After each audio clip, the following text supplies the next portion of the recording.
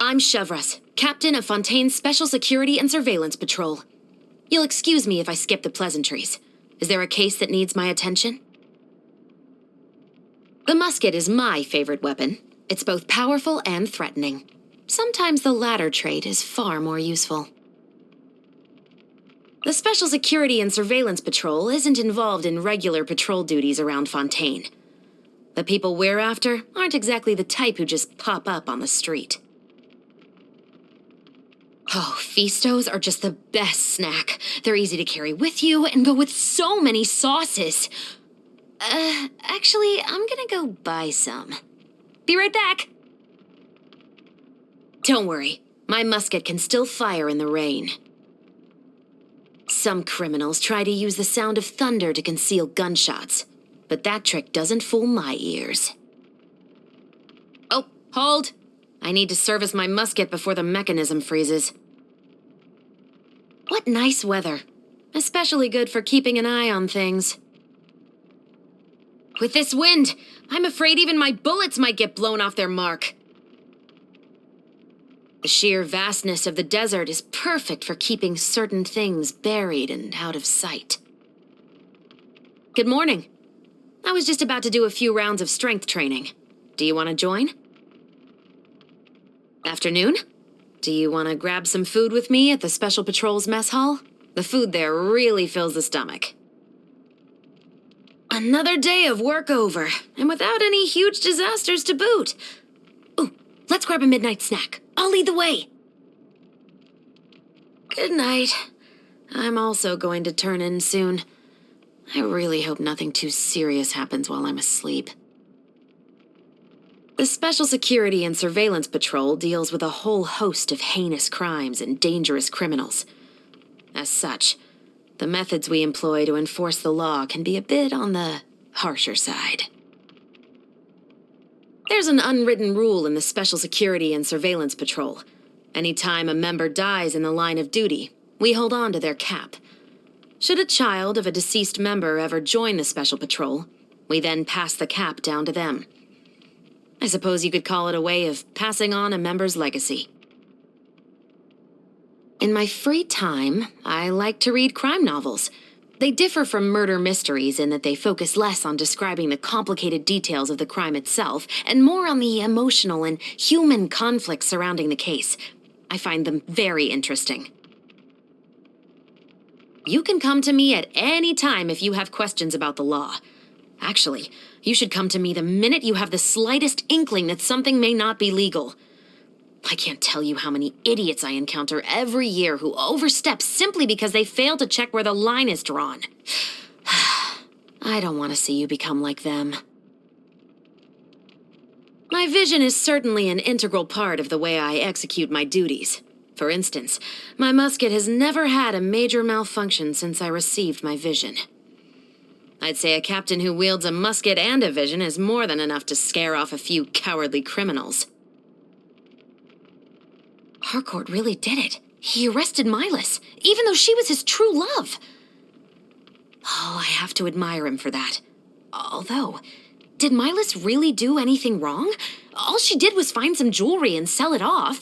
I guess it didn't belong to her, but it's hardly the heinous crime that the aristocrats made it out to be. It's hard to know what justice should look like sometimes, isn't it? Although our organization belongs to the Maison Gardiennage, the Special Security and Surveillance Patrol makes little use of Gardamex. As for the reason, well, let's just say those cumbersome machines would only get in the way of our bullets. I've heard about the murder case involving Navia's father. It caused quite the stir in the Maison Gardiennage at the time. It was the source of many disagreements, I believe. Fortunately, the truth has come to light, and the true culprit has been held accountable. Justice may not always be swift, but it always prevails in the end. Linny is quite the famous magician. We once had a case where we arrested a magician suspected of deliberate harm, fraudulent behavior, and murder. But we could never figure out his methods. In the end, we brought on Linny as a consultant. He helped us find a crucial piece of evidence that led to the successful conviction of the suspect. I heard that an author actually used that case as the basis for their mystery novel about a magician who used their craft to commit crimes. Unfortunately, the author ended up going a little overboard on the graphic detail, and since the crime is still fresh in everyone's minds, it'll be a while before they're able to get it published. I once saw Freminet in a shop where we both reached for the same gadget. It was the last one available, but just as I was about to tell him he could have it, he withdrew his hand and ran out of the store. It might sound odd, but he fled like the guards were after him. Clorinde has built quite the reputation for herself in Fontaine as a champion duelist. Our positions are different, so I'm not at liberty to make any comments about her work. But I trust that she takes on those duels out of her own sense of justice. The work Risley does is highly effective. At least all criminals know that the Fortress of Meripede isn't the type of place you want to stay at long enough to grow old. That fact comes in handy during our interrogation work. Emily is a good friend. Her expert knowledge of chemistry has been a great help to me many times when analyzing evidence or tracking down a killer. She helps us discover information that no one else can see, like what type of perfume a suspect wore or what type of flowers they sent as a gift. She can even determine the places they've been, right down to the very dirt they've stepped in. Plus, she's never been wrong. Chiori's method of resolving disputes is a bit radical, but she has quite the network at her disposal, and has provided the Special Security and Surveillance Patrol with intelligence on more than one occasion. In return, I turn a blind eye whenever she throws someone out the door or runs a malignant competitor out of business. If you look into it, you'll find that Chiori is always in the right. She's just not the type to waste her breath on explanations. Charlotte is the type of reporter that really gives you a headache.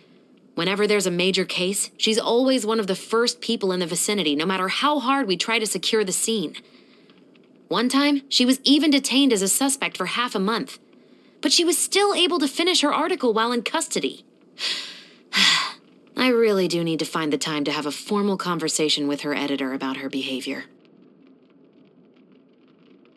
The Special Security and Surveillance Patrol has a long-lasting friendship with the Melazines. We often collaborate with the Melazines who work in the Marechaussee Phantom. They're kind, honest, and reliable. When it comes to handling major cases, the role they play is irreplaceable. I myself am quite close to several Melazines, Sigewinne included. Melazines have long been one of our most indispensable partners. If there continue to be those who dare slander and belittle their name, then they'll find themselves looking down the barrels of our muskets. Everyone knows that the Iudex abstains himself of all personal emotion when presiding over a trial. Some even say he lacks the warmth of human emotion. But the way I see it, justice should remain uncorrupted by personal feelings. Those who break the law bear guilt. It's as simple as that.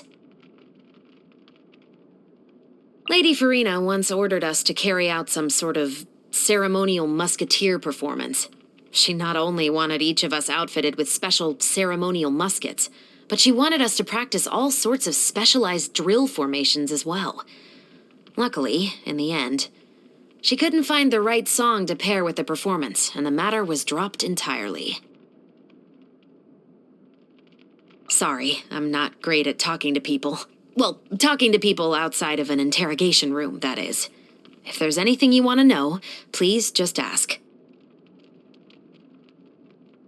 The Special Security and Surveillance Patrol is just one of the many branches of the Maison Gardiennage. We have a more daring way of doing things, and some in the Maison Gardiennage are under the impression that we don't exactly play by the rules. But I don't think the way the Special Patrol operates should be influenced by outside forces. The criminals we face aren't your everyday goody-goodies from the Palais Mermonia. When crimes are committed swiftly and without warning, like the sudden downpour of a rainstorm, we have to be able to respond just as fast. The criminals I encounter aren't all cold-blooded killers and heartless villains. Most of them start off by making a small mistake, but are too afraid to own up to it. In their efforts to make up for it in secret, They end up getting sucked into a whirlpool of lies. Before they know it, they're in over their heads and they're forced down the path of a criminal despite the best of intentions. There's this line by my favorite playwright that goes, "Lies are the soil in which the seeds of crime are sown." But he was arrested for plagiarism a few years later. Talk about dramatic irony, I suppose. After my father was imprisoned, I was labeled a crook's daughter. Growing up in Fleuve Cendre, I saw firsthand how many corners of Fontaine remained shrouded in shadow. Though my upbringing didn't garner me many friends, the knowledge I acquired was far more precious. Those who enforce the law must have their own conception of justice, one that they use to govern their actions. That is what my father taught me. And it has proved itself to be true many times over. To be honest, as the captain of the Special Security and Surveillance Patrol, I've witnessed evil beyond measure. Too many times I've seen good, innocent people get hurt or even lose their lives after getting caught up in events beyond their control. I can't help but feel angry and powerless whenever I think about them. I firmly believe that criminals must be punished. But we must not let punishment trap us in an endless cycle of vengeance. If we are blinded by our emotions and let them control our actions, we run the risk of drowning in them. Those who hold more power should be especially cognizant of that fact. We must all search for our own sense of justice, but we must also be wary of losing ourselves in the pursuit of it. Perhaps training or target practice. If I really had to say, though, it would be reading crime novels. Oh, that reminds me. I should grab the latest copy of the murder files. I really hate wasting time learning frivolous pieces of etiquette. My time is better spent keeping criminals in check. I love anything full of grease and sugar. Food like that provides me with ample energy during the workday. Plus, it's a real mood booster. But on my days off, those fat-inducing foods become my worst enemy. That being said, absolving the world of their existence also comes with its own pleasures. Ugh, I can't really handle eating raw food. If I'm gonna eat it, then it has to be fully cooked. It's delicious. But it seems I've already had a few bites too many. I'll have to work it off with extra training. Much better than what we get in the Special Patrol's mess hall. It's filling, but doesn't leave you wanting more. An excellent dish in my book. Happy birthday! Ahem. At attention! Chin up, shoulders back. Let's take your measurements. I want to commission a smaller, more portable musket and holster for you. Okay, at ease. While the musket is being commissioned, you need to log some hours at the shooting range first. No time like the present. Follow me. Not bad. I feel my aim getting steadier by the minute. More accurate at longer range. Not bad. Thanks.